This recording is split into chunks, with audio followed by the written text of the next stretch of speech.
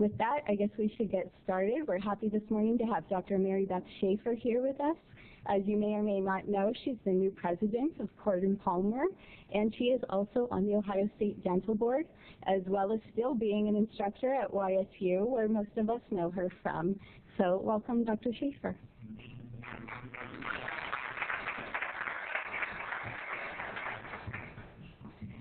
Now, this is a real action-packed topic, as you all know, and so I'm sure that most of what I'm going to say is either a refresher or a review of all of the key concepts you've already had in dental hygiene school. This course is going to fulfill the requirements enabling the dental hygienist to practice when the dentist is not physically present.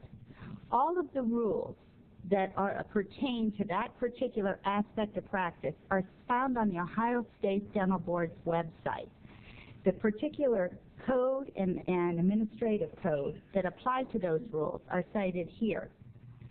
Make sure that you have all of the documentation as well as all of the information from the State Board website, and that you're practicing within those parameters when you practice when the dentist is not physically present in the office. Now, how do we prevent things? Well, the best way to prevent an emergency is to never let it happen in the first place. And we all know we never treat a stranger. Why should we worry about this topic anyway? Well, the average response time for a medical emergency service to respond to a 911 call can be 11 minutes in an urban setting and 15 minutes in a rural setting. These times were based on the primary EMS unit being available and not already responding to another call, necessitating an alternative squad being dispatched. Consequently, dental offices should be prepared to manage a medical crisis for up to 30 minutes without any outside assistance. It's my personal experience when I was at a church in Cornersburg. Somebody's cell phone is interfering. Oh. Yeah, it's a cell phone interference with the speaker is what the man told me. My personal experience when I was at a church in Cornersburg, Ohio, was that the average response time there after 2 calls was 35 minutes.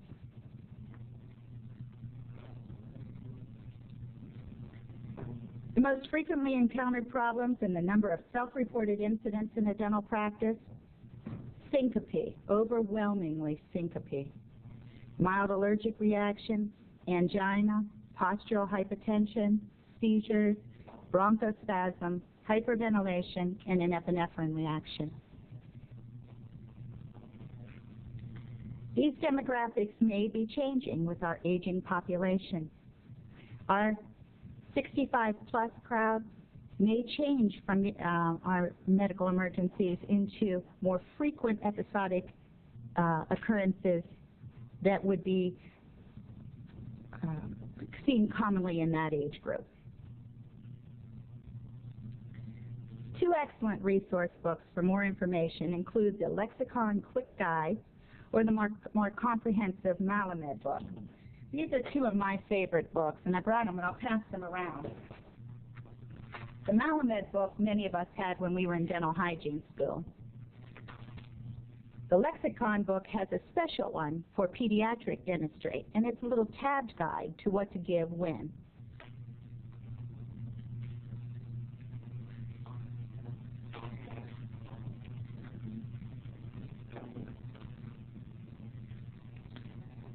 So we begin with the medical history. It's an inventory to judge the stability of the patient, and it should include the present health status, any past medical history, allergies, medications, review of the symptoms, any family history that's pertinent, and any social history that may be pertinent. It's usually a questionnaire, but it should include a personal dialogue. Any yes responses should be followed up. No responses, complete no responses, a statement should be made: you have absolutely no allergies, no past medical history problems. It's the rule that the Ohio State Dental Board has that the supervising dentist reviewed the medical history before the patient is seen. The screening process should eliminate any volatile patients from your base when you're practicing without the dentist physically present. But when the patient comes in, you're required to ask, has there been a change in your medical history, and then do the actual physical examination of the patient. This actual physical evaluation is in your hands. You're going to look at the skull, is it symmetrical, the face, look at their eyes, make sure that the pupils are dilating, responding, the eyelids, are they drooping, the sclera, is there any yellowing in the sclera, and the pupils.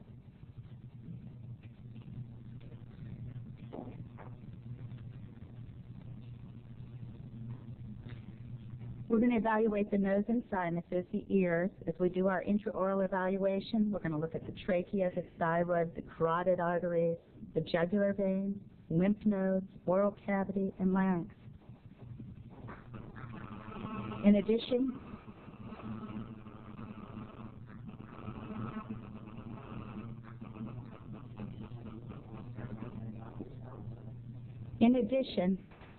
we need to make some kind of, I think they have a wireless network here too, which may be an issue.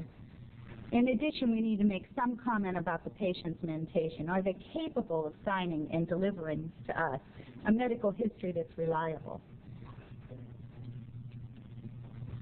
Now, if there's a medically significant change in the health history, services of the practicing hygienist when the dentist is not physically present should be deferred until consultation is obtained. The question arises is what's medically significant? And so as I've been to research that, there's no complete answer. For one thing, for one person it may be an extreme change, for another it could be a very slight change that would be significant in their medical history. So with the help of a clinician at University of Kentucky, I borrowed these slides, and he was generous to give them to us. And he has a course that he teaches the dental students and the dental hygienists how to review the medical history for what's significant and what are some of the things that we need to look for. And so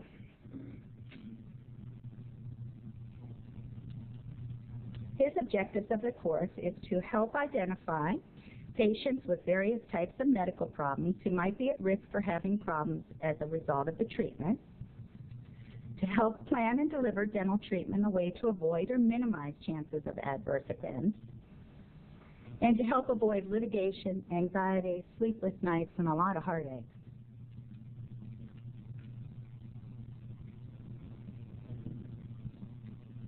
We have to do a risk assessment. Can we provide dental treatment to this patient without endangering their or our health and well-being? Yes, then there's no problems anticipated and the treatment's delivered in the usual manner.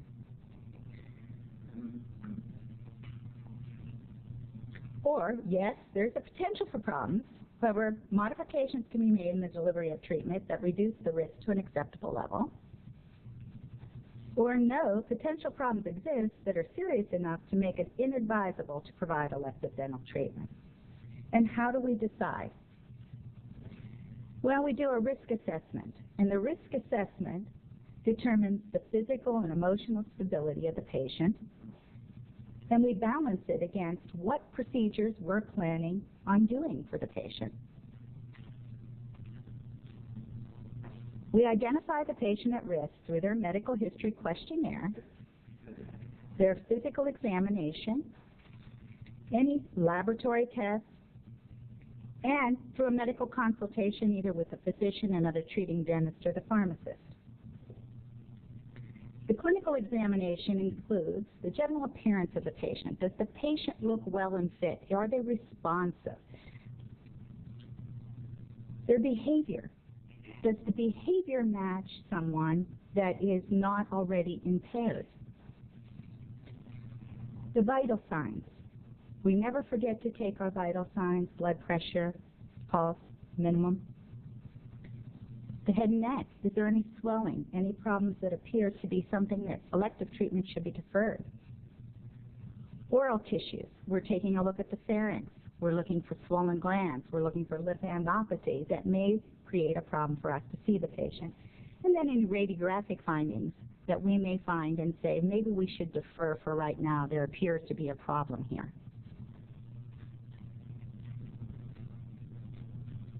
Now, the medical history is a questionnaire, and it's usually either paper or electronic.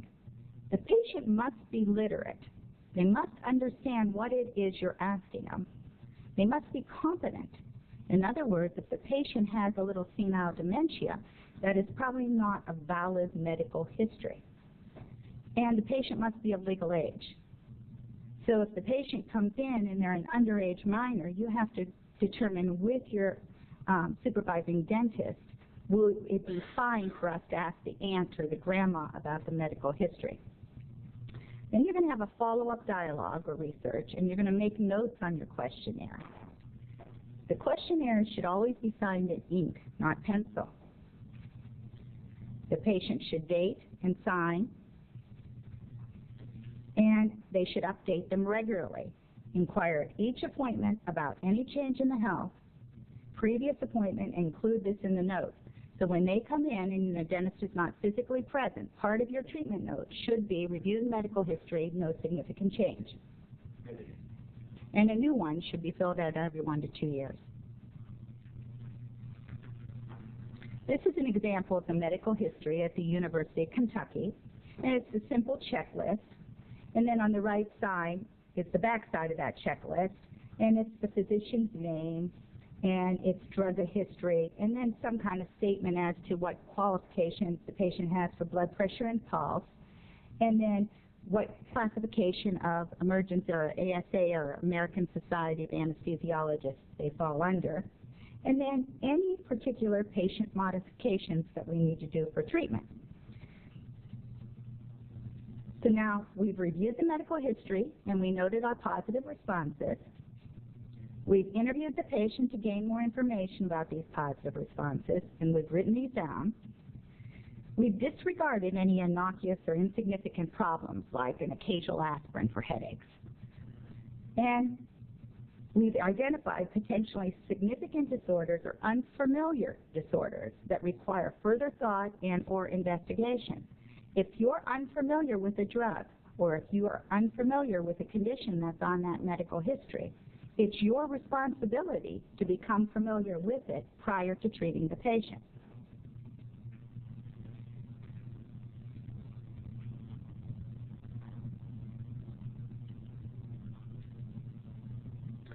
The Drug Information Handbook, most of us are familiar with Lexicon's Drug Information Handbook, or the PDR. Will give you information. Also, you can get information from the internet. I'm more of a hard copy type of person. I get lost in the internet and get distracted easily, but the internet sources do provide a lot of information quickly if you just want to Google anything, that you can get some information on what you want to do with the patient. So if you're wired, you're set. So we get the drug information and the drug name. We get the drug type and the action, why it was prescribed, what interactions may be present with some of the drugs that we typically use in dentistry, any oral manifestations we should be looking for, and any side effects to those drugs. And, when appropriate, we get a medical or dental consultation. This may be as simple as calling your supervising dentist if he's out of town and saying, what is it you would like me to do here? Or calling someone that is on call for him. But going ahead without some consultation would be in violation of the law, because the law says if there's a change, you need to stop and ask. And so the purpose is to verify or clarify information, determine the risk of doing dental treatment on the patient, determine if there are any changes required in the delivery of dental treatment, and you want to be brief and to the point. You can letter, fax, or phone call. The response should be attached or recorded in the patient treatment note. If you went with a phone consultation, oftentimes it won't be with the physician, it'll be with the nurse practitioner, and most of us are familiar with this at this point in our career. And you instead will ask, any questions you have of the nurse practitioner. She will relay information from the doctor, and you would write that in the chart. It's always advisable to fax a letter or send a letter following up and saying, this is what I recorded, make sure what I recorded is what you said, and if they could fax that back, that's even better. Then answer this question. Are there any potential problems related to the provision of this patient's dental care? How do we decide on the problems? Well, first we have our medical problems, the drugs that are taken for these problems, the preventive disease-related, the presence of disease and its related consequences, the degree or control of stability. This is important because a lot of our patients are on taking medications like insulin or antihypoglycemics, and we have to know how controlled are they. The possible occurrence.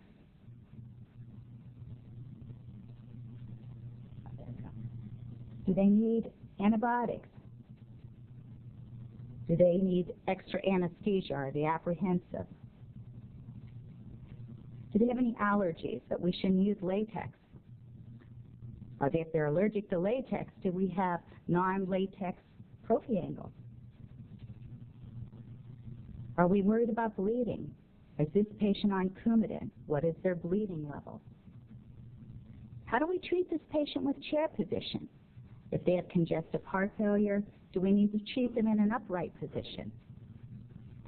What drugs are they taking? What devices do they have? Do they have a new hip replacement, a new knee replacement that may require antibiotic prophylaxis? What equipment may be affected? They had a new pacemaker placed in. Do we need to change? Do we not use our ultrasonic instruments? And what emergencies would I expect with treating this patient?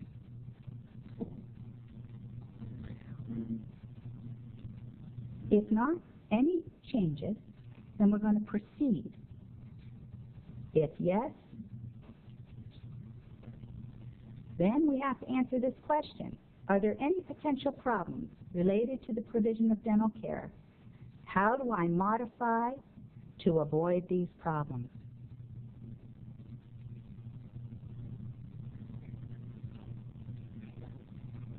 Examples of treatment. Preoperatively, do they need prophylactic antibiotics? Intraoperatively, how are we going to modify the chair position? What other procedures may we need to modify? And postoperatively, would we say to a patient, if you're in discomfort, go ahead and take an ibuprofen, without checking the chart to see that this patient may have problems with ibuprofen or already on an antithrombolytic. So these are things we offhandedly say that we need to check again because we're responsible here.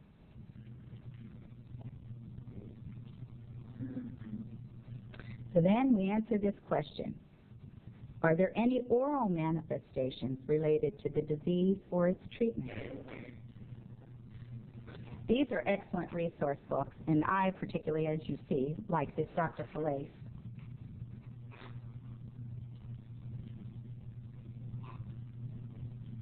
And his book, dental treatment of a medically compromised patient. And I'll send this around, and this is a great hard copy book to keep. But the simple Merck manual or using the internet will work just as well.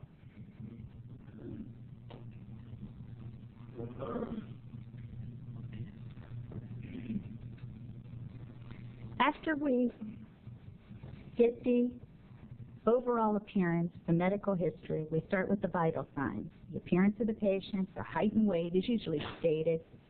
Temperature is usually not taken unless the patient is ill at that appointment. The respiration and the pulse.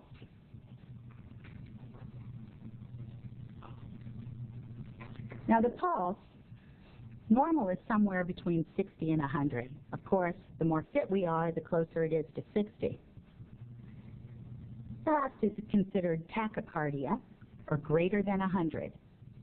And tachycardia can come from anxiety or from a fever, or if we're bleeding, volume loss, or if we're dehydrated, or we have an endocrine problem. Slow pulse, or bradycardia, is less than 60, and it can come from a vagal heart block, or it can be medication-induced. In an emergency, we always take the pulse using the carotid artery.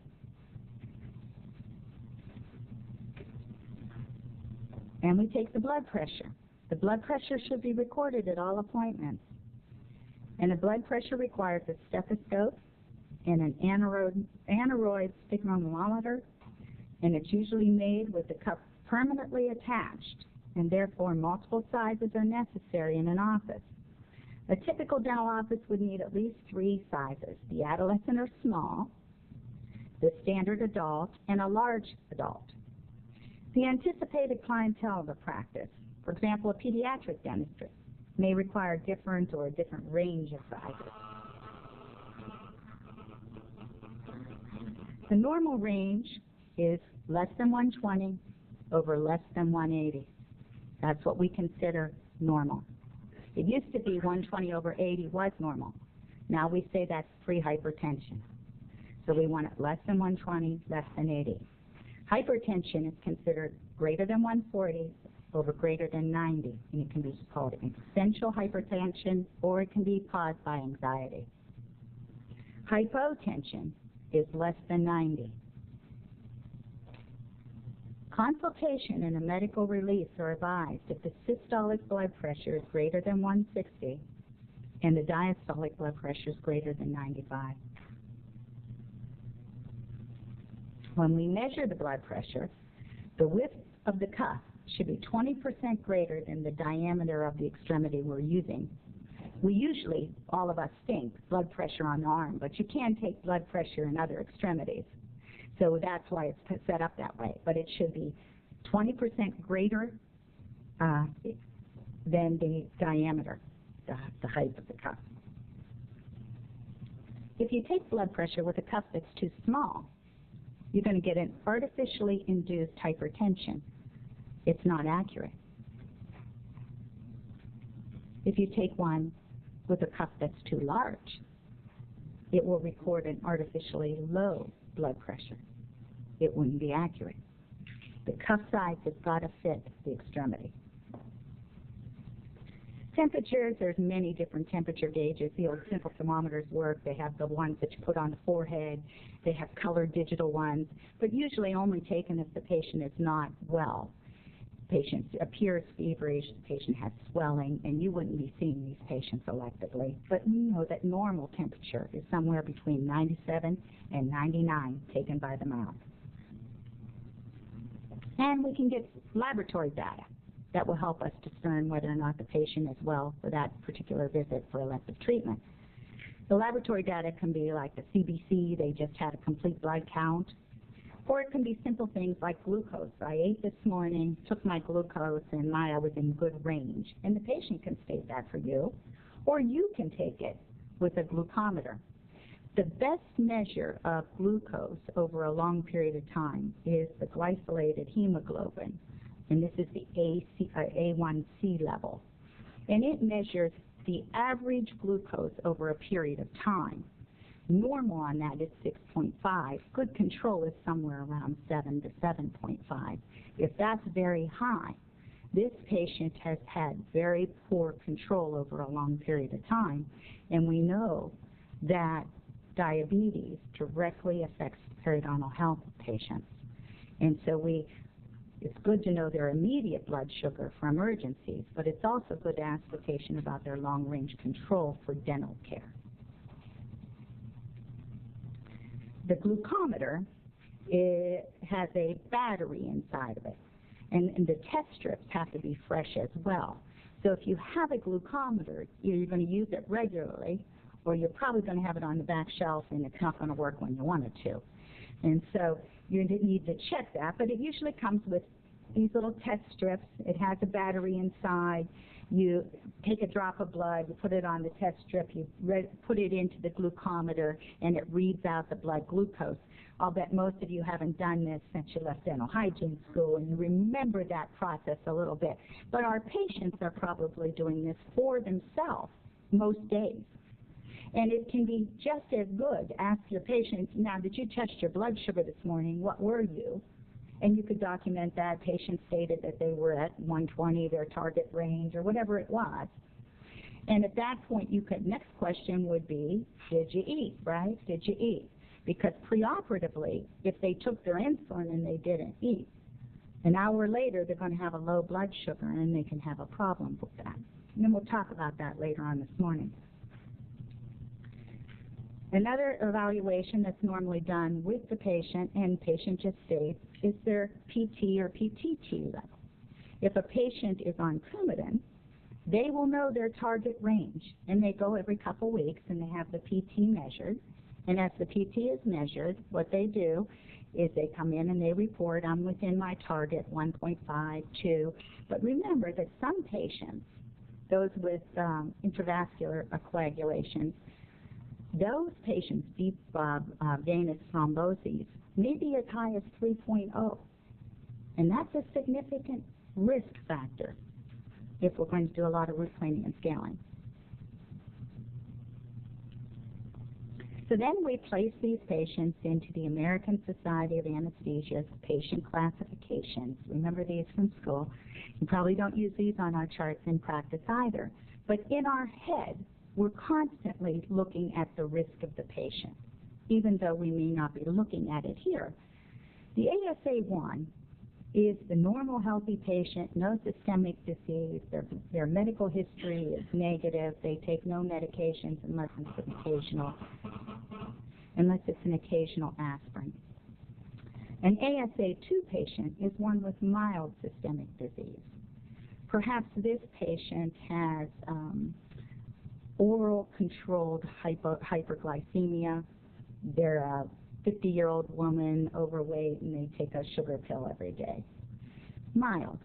ASA3 patients are a severe systemic disease that limits activity, but it's not incapacitating. These are our asthmatics. Young people, they carry around their bronchodilator. How often do they use it? They have maintenance medication every single day, and they're using it, their bronchodilator, every single day. At any point, this patient could very easily turn from an ASA3 to an ASA4, and that's a severe disease. So when we get into those marginal patients, the 3s that could go to 4s, these are ones you would want to discuss with your supervising dentist and how he would want you to handle it in case they're having a bad day that day, wheezing, asthmatic, would he want you to reappoint, what would he want you to do, okay? And of course, hopefully we're not going to be seeing any ASA5 and definitely no emergencies because we're sort of doing routine preventive care. Now, let's review our systems so that we get a handle on what's going wrong in an emergency. The systems are essential for survival: our circulatory system, our respiratory system, our metabolic system, and our nervous system. The components of the circulatory system, we have a pump called the heart, and we have the arteries, and these are the vessels that carry blood away from the heart. I always remember that AA, little mnemonics, you know. And the veins, they carry the blood back to the heart, or to the vena cava for most part. And then there's these things we always forget about called the sensory bodies. The sensory bodies are part of this system. They're the feedback system. The sensory bodies are in the aortic arch and in the carotid arteries. And they sense